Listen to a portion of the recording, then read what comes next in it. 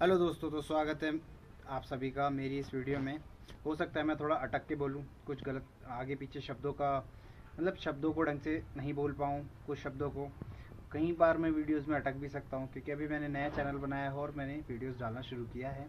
हालांकि मेरी इस चैनल पे अभी लगभग ज़्यादा से ज़्यादा वीडियोस नैना के साथ हैं। मतलब नैना मेरी पड़ोस में रहती है, एक छोटी सी बच्ची है जिसके साथ मैं खेलता हूँ।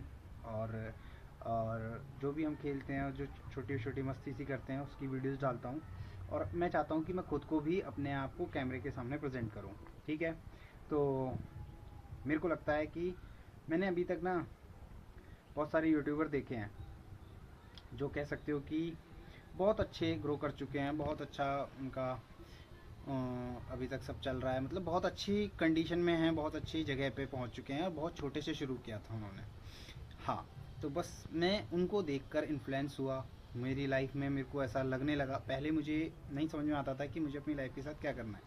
शुरुआत में क्या हुआ कि मैं स्कूलिंग जाता था, स्कूलिंग करता था, स्कूलिंग हुई। स्कूलिंग में ना मैं इतना अच्छा टॉपर था, ना मैं बहुत ही ज़्यादा ख़राब था। शुरू में मैं बहुत ज़्यादा ख़राब था, हर रोज़ पिटता था, हर रोज़ काम नहीं करता था। मतलब स्कूल से घर आता था तो होमवर्क मिलता है ना सबको, तो वो चीज़ें मैं नहीं करता था। मैं हर दिन भूल जाता था, या कह लो कि घर आते आने के बाद मैं बैग को छूता ही नहीं था। मैं वैसा स्टूडेंट था। तो कभी ध्यान नहीं दिया इतना पढ़ाई पे, पर जैसे तैसे मैं पास हो जाता था।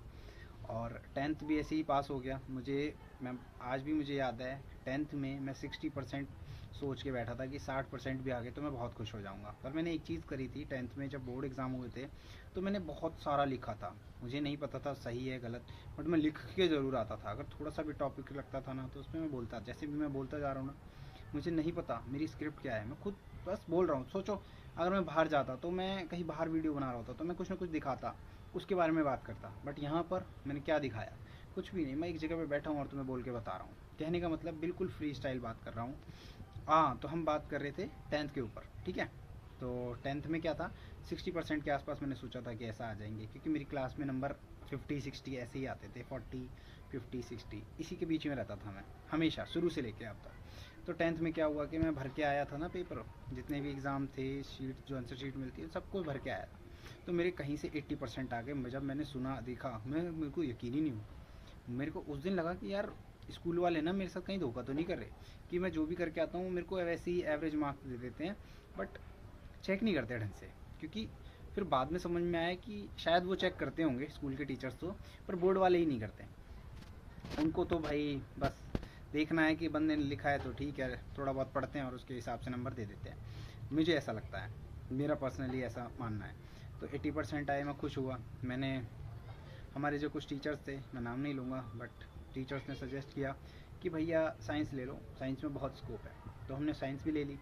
अब साइंस में क्या लिया, हमने सोचा अब देखो, हमारे मेरा क्या था, मिडल में रहता था, ना लूज़र ना विनर, बीच में कहीं गुड डोल रहा होता था 40-50 में। तो अब क्या दिमाग चला, साइंस तो लेनी है, सर ने बोल दिया है। और लगता था कि फ्यूचर है, मतलब बहुत कुछ कर लेंगे हम तो। अब ये तो 10th 12th हो गई, तो 10th हो गई तो अब कुछ करेंगे। तो अब ले ली नॉन मेड। चलो जी, नॉन मेड ले ली। धीरे धीरे 11th निकली। 12th में मैं स्कूल ही नहीं गया। एक्चुअली मेरी बात हो गई थी किसी प्राइवेट स्कूल से। सोचो मेरा दिमाग देखो कितना चलता था। मेरे एक टीचर थे जिनके अंडर में रहता था, जो चीज़ें बोलते थे उनको सही मान के चलता था मैं। तो अब क्या हुआ कि जी, उन्होंने बोला कि भाई ऐसा करते हैं, 12th में आप स्कूल मत जाओ, फीस बचाओ और घर पे ही पढ़ो, और ट्यूशन आना, और ट्यूशन में ही तैयारी कर लेंगे और सब कुछ हो जाएगा। मैंने कहा ठीक है जी। 12th में मेरी अटेंडेंस लग रही है, स्कूल से हो भी रहा है, एग्ज़ाम भी कंडक्ट हुआ, सब कुछ हो गया। री आ गई एक सब्जेक्ट में। लिया था नॉन मेड, लिया था फिजिक्स केमिस्ट्री मैथ, और मैं लटक गया था शायद से केमिस्ट्री, हाँ केमिस्ट्री में लटक गया था। वो रिएक्शन मेरे को समझ में नहीं आता था। फिर एक साल लगा उसको क्लियर करने में। फिर मेरे को इतना आ गया कि 12th की केमिस्ट्री की मुझे भाई कि चैप्टर अच्छे से याद हो गया था, रटा हुआ था एक साल की, सिर्फ वही पढ़ा। तो भाई सब कुछ आ गया, उसमें क्लियर हुआ। मुझे 100% गारंटी थी कि इस बार एग्ज़ाम दूंगा मैं, क्लियर कर दूंगा। कर दिया।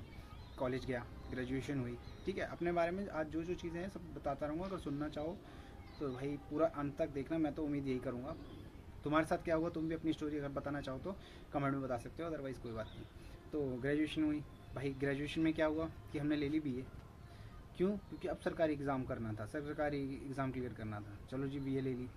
अब क्या हुआ जी, तो बीए में हमने सब्जेक्ट्स ले लिए थे, हिंदी इंग्लिश था और एक ज्योग्राफी और एक इकोनो मैथ्स ले ली थी। मैथ जो सब्जेक्ट था वो बीएससी का जो बुक्स थी और जो बीए की बुक्स थी बिल्कुल एग्जैक्ट सेम, 3 बुक्स थी मैथ्स की, मतलब 3 एग्ज़ाम होने थे।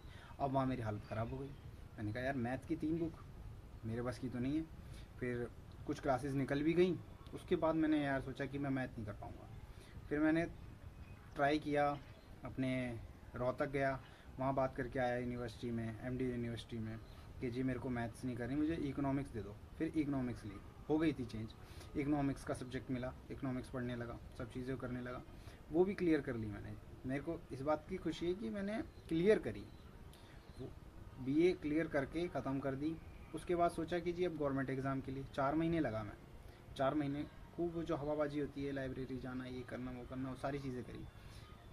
फिर वहाँ से इंटरेस्ट ख़त्म हो गया, क्योंकि तैयारी भी मैं गवर्नमेंट एग्ज़ाम में मतलब क्या कर रहा था, हल्की फुल्की यूपीएससी, भाजी यूपीएससी के लिए कर रहा था। फिर फट गई, फिर हट गया वहाँ से, छोड़ दिया। अब जी आ जाओ बात करते हैं मेरे लाइफस्टाइल में कि अब क्या मुझे करना है। अब करना है क्या, मेरे लाइफ में कुछ एक छोटी सी ट्रेजिडी हुई, ट्रेजिडी ही बोल सकते हैं, मतलब बहुत ज़्यादा घर वाले परेशान हो गए मेरी कुछ हरकतों की वजह से, बहुत ज़्यादा परेशान हो गए, सीरियसली बहुत ज़्यादा। मुझे अलग भी रहना पड़ा 3-4 महीने। फिर हाँ मतलब कुछ ऐसा ही कांड कर दिया था जो तुम सोच रहे हो, वैसा ही हो गया था। ठीक है, वो छोड़ दिया, वो हो गया, वो भी निपट गया। उसके बाद सोचा जॉब करते हैं, फिर जॉब लग गया था, गुड़गांव कर रहा था। जॉब करते करते 3-4 जगह जॉब मैं कर चुका था।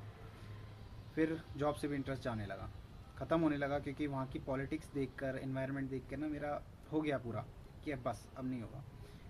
ठीक है, तो आप मेरे इस ब्लॉग में इतनी देर बने रहे, उसके लिए बहुत बहुत थैंक यू दोस्तों।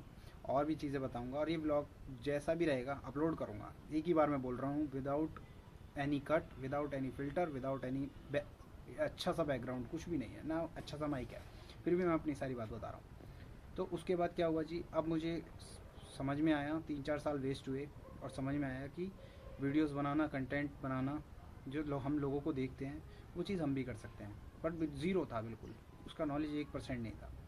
शुरू किया, फेसलेस आईडीज़ बनाई इंस्टाग्राम पे, ग्रो करने लगा, धीरे धीरे एक आईडी ग्रो कर गई, 96,000 97,000 फॉलोवर्स भी हो गए। मैं उसी को सब कुछ मान के बैठा हुआ था। एक दिन क्या हुआ, वो आईडी बंद हो गई, क्योंकि वो मेरी रियल आईडी नहीं थी, मेरे फेस से नहीं थी, मेरी कोई फेस वैल्यू नहीं बनी थी, वो थी किसी और का कंटेंट यूज़ करके मैं डालता था, पॉलिटिक्स के लिए रिलेटेड मैं डालता था, पॉलिटिक्स मुझे पसंद है तो वो चीज़ें करता था। ठीक है जी, वो भी बंद हो गई। फिर मैं हो गया डिप्रेस, फिर मुझे समझ ही नहीं आ रहा था क्या करना है, मेरा बहुत टाइम वेस्ट हुआ। फिर मुझे एक बीमारी हो गई, बीमारी क्या मतलब तबीयत ख़राब हो गई, जिसको रिकवर करने में मुझे 8 से 9 महीने लग गए। और हाल फिलहाल ही मैंने उसको, मेरी दवाइयाँ सारी बंद हुई नवंबर में, और आज है जनवरी, दिसंबर भी निकल गया। बट हाँ, नवंबर में मैंने शुरुआत करी थी कैमरे के आगे आके खुद को बोलने की, प्रेजेंट करने की, और आज दिसंबर भी ख़त्म हो गया और अब जनवरी शुरू हो गया 2026। मतलब अब 2026 में या तो करना है या मरना है, दो ही चीज़ें होंगी। तो यही मेरी लाइफ स्टोरी है, जो मैंने आपको मोटी मोटी चीज़ें बताई। और कहने का मतलब कि अब मैं जो भी चीज़ें मेरे मन में हो करेंगी, मैं उसको रिकॉर्ड करूँगा और डालूँगा। आपको पसंद आए, आपको लगता है आपकी लाइफ स्टोरी क्या है, आप भी बनाना चाहो तो बना सकते हो आपने, और नहीं बनाना चाहो तो कोई बात नहीं, मेरी देखकर उसमें प्यार भरा कमेंट करके, लाइक करके, सब्सक्राइब करके मुझे सपोर्ट कर सकते हो। और जैसा भी रहेगा मैं अब आपको अगली नेक्स्ट वीडियो में और बहुत सारी चीज़ें बताऊंगा और शेयर करूंगा। Thank you.